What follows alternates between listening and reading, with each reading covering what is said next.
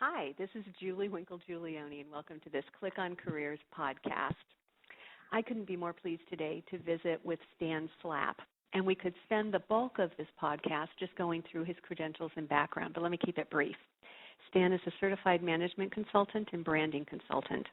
He's the president of an international consulting company, Slapp, speaker, author of the New York Times, Wall Street Journal, and USA Today bestseller, Bury My Heart at Conference Room B. And Stan's currently working on his second book that'll be released later this year. Hi, Stan. Hi. How are you today? I'm good. Good. Thank you so much for joining us. And we're really delighted to hear a little bit more about you and your background and kind of your perspective on a few questions related to career. So the first one is, would you talk a little bit about what you do now and how you kind of arrived at where you are today? Okay. Well, my background isn't real distinguished, so let me see. As a speed run, left home at 16, dropped out of high school. Took a job in retail because it was the only job I could get. Didn't steal, was willing to work nights and weekends, so I became a manager, then a regional manager, and then beyond. Then got bored with retail, cut my hair, bought a watch, and took a job at a bank, running a division of a bank. Got bored with that, went out on my own as a consultant, and stepped back into the workforce for a few years, helping build this company called Mrs. Fields Cookies. Took them from 13 stores regionally to 300 internationally, and then went back on my own as a retail consultant. I moved to San Francisco and realized that everybody in retail just wanted to be the next Mrs. Fields without doing what they had to do, and IT was growing up right around us. And so our entire strategy in the company was on the whiteboard in our conference room for several months. Was Oracle has a lot of money and they need to give us some.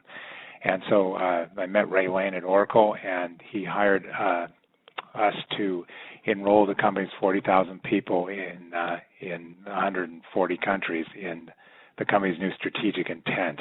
And that was my big epiphany right there. I realized that what I know best, probably from my grounding in retail, but maybe just being dropped on my head a lot as a little kid, is how cultures work and how to work them. And what I realized is that even the biggest, smartest companies don't seem to know this for a number of reasons, but they just don't seem to have this information. And that really set our company on track. Now, all these years later, our work is the highest rated, many of the world's highest rated companies. It's the stuff of legend, sustainable, measurable metrics impact. And I give about 40 keynotes a year. We work in over 70 countries, and as you mentioned, I have a 3-book deal with Penguin, and the first book was a bestseller. I'm working on the second, and if Penguin is listening in, I would have finished the book if I didn't have to be on this call. That's what I say about it, Okay. That's great. Thanks. So that is quite a path to where you are today, and I would imagine over the course of the career, you had some sort of scary moves, and clearly some of them have turned out well. Could you talk a little bit about Yeah, let's just talk about the ones that have turned out well. Let's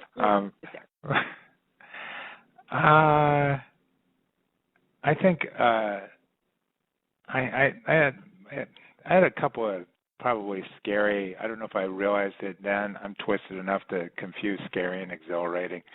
But I think when I first moved out of the house at 16 years old, the criterion my parents had for me was you have to have a job. You have to have a full-time job. That's the only way we're going to support you doing this. And so I had an offer of a full-time job from All American Burger. I was living in Los Angeles. Or an offer of a Christmas time job, just part-time for the Christmas season at Warehouse Records. And I loved music as a kid. I still do, but loved music as a kid. And yet this, if I guessed wrong, I would have to move back home. And so I took the job at Warehouse Records. I bet on myself. I bet on my love of what I believe in, what I enjoy doing, and never looked back. And the second time when I was working at the bank, it was Crocker Bank at the time, I had an offer from a small company to come in and redo the company. They were a jewelry company. This was many years ago, and I used to see them all the time. They were near my house, and they had hired a consultant. They were about to become very big. They'd hired a consultant, and they gathered the entire management team there, and I was fascinated by that. I had no idea what consultants do. Now that I am one, I still have no idea what consultants do. But at the time, I really didn't, and so I was fascinated. So I saw them again a couple weeks later, and I said, so tell me, what did this consultant guy do? And they said, well, we had gathered the entire senior team there and for the meeting, and we got a call about 45 minutes later from him, and that he had missed the turnoff on the freeway, and it took him 45 minutes to figure out how to get back, and we thought, probably not the guy we want planning our business. So I said, I'll do it. And so anyway, I stepped out of a very secure job. I was on the fast track at the bank to be an AVP within 2 years. I was making $23,000 a year. I had 4 suits, and I just stepped out to do this and never looked back. So were they scary at the time? I was too dumb to realize they were scary at the time. Both those decisions. And they got you exactly where you are today. Yeah, they did. But let's be real clear, it wasn't a straight path. Understood. But yes, Understood. yes. And not a straight path, but your internal compass clearly was guiding you toward where you needed to be. Were there others along the path who maybe offered some, really good pieces of career advice to you? Yeah, I'm sure there were. The way I've taken in information over my career, it's more the advice about things that I don't want to do. It's accepted wisdom that is just absurd at the foundation, and so that gave me plenty of information. I tend to look for my career advice from diverse sources, not necessarily in business. And I'm not an arrogant snot. I'm not claiming I haven't gotten some great career advice over the years. But the things that ring truest for me as operating principles have tended to come from outside the business arena. And I read a lot, about 5,000 books at home. And so I have little pieces I've taken from people that I really believe in. And so one of the best pieces of career advice that I've been given is something that hangs over my desk, and it's a quote from Charles Bukowski, which is not necessarily the place most people would look for, not really your average business sage, more like a drunk, reckless poet and writer. But he has this quote, and I'm just going to read it because it's rung with me forever. If you're going to try, go all the way. Otherwise, don't even start. This could mean losing girlfriends, wives, relatives, jobs, and maybe your mind. It could mean not eating for 3 or 4 days. It could mean freezing on a park bench. It could mean jail. It could mean derision. It could mean mockery, isolation. Isolation is the gift. All the others are a test of your endurance, of how much you really want to do it. And you'll do it, despite rejection and the worst odds, and it will be better than anything else you can imagine. If you're going to try, go all the way. There is no other feeling like that. You will be alone with the gods, and the nights will flame with fire. You will ride life straight to perfect laughter. It's the only good fight there is. I love that. If Me you're too. Fight, go all the way. Yep. That's great. So, knowing what you know now, looking back, from where you're sitting today, what, if any, changes would you have made to the course of your career? I don't know. I think everybody would say, looking back, I wish I'd done this sooner. I wish I'd done this longer. I wish I hadn't done this at all. But it all makes sense in the end, hopefully. I think you're a character in a novel that you didn't write. And you can only hope that it's a page-turner and that it's the first of a series.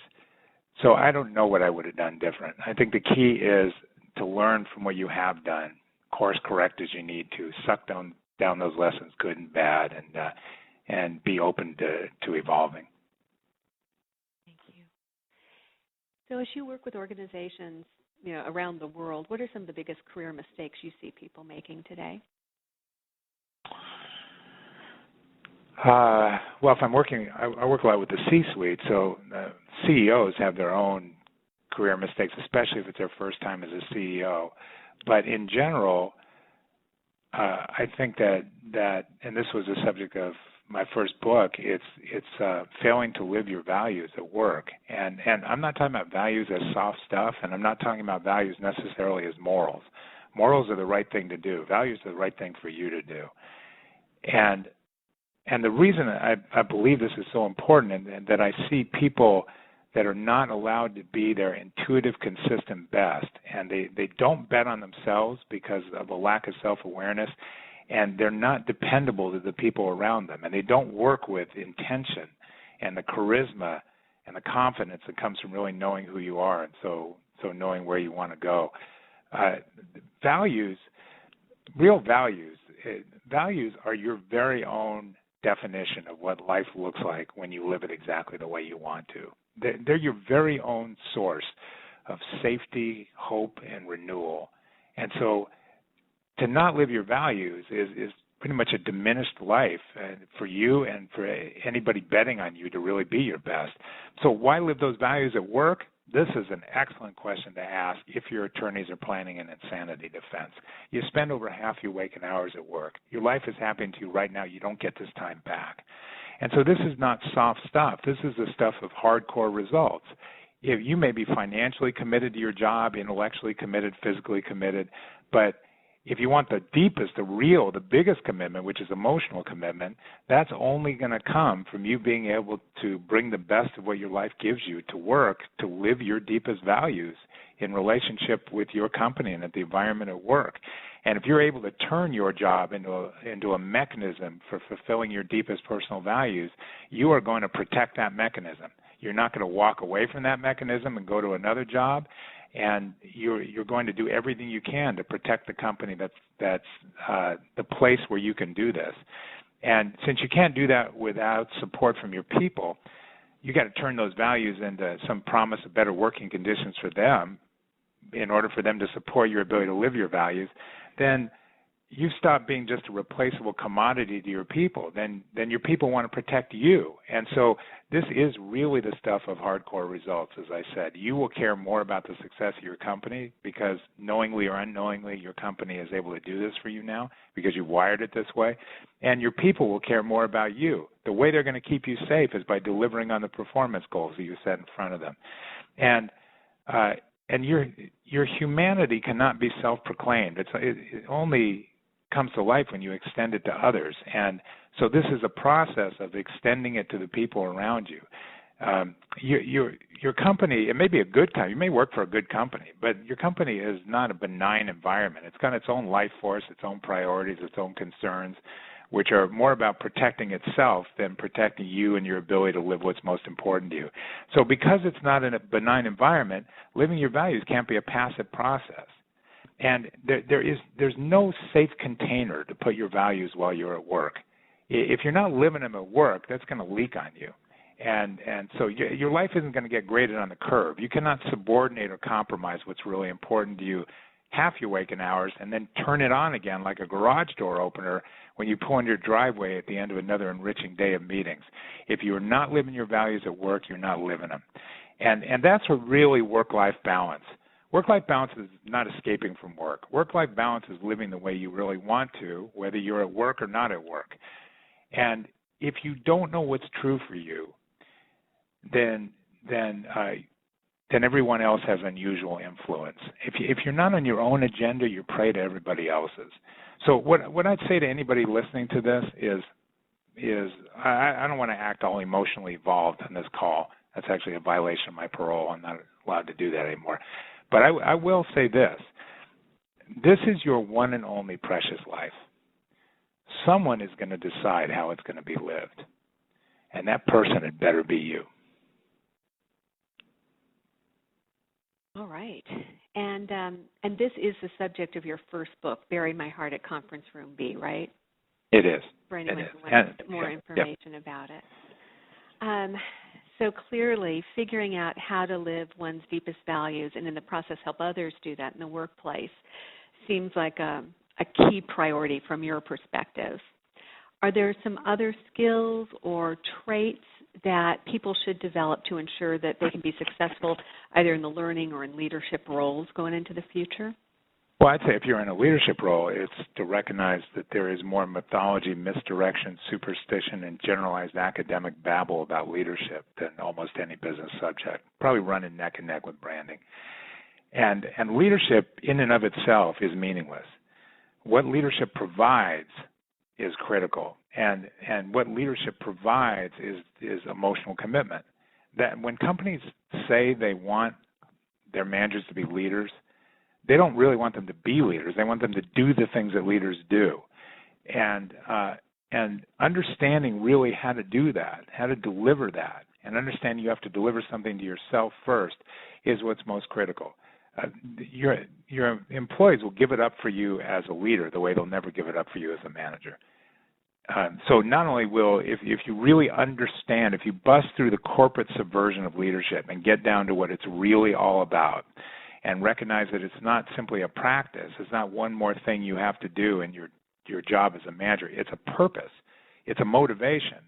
And to understand that your company is practicing the corporate subversion of leadership with all the blah, blah, and rah-rah and constant talk about leadership in the enterprise. Leadership stops short of the actual motivation that historically is proven to create and maintain leadership. And that's because the corporate organism is petrified by the concept of you bringing your own values to work.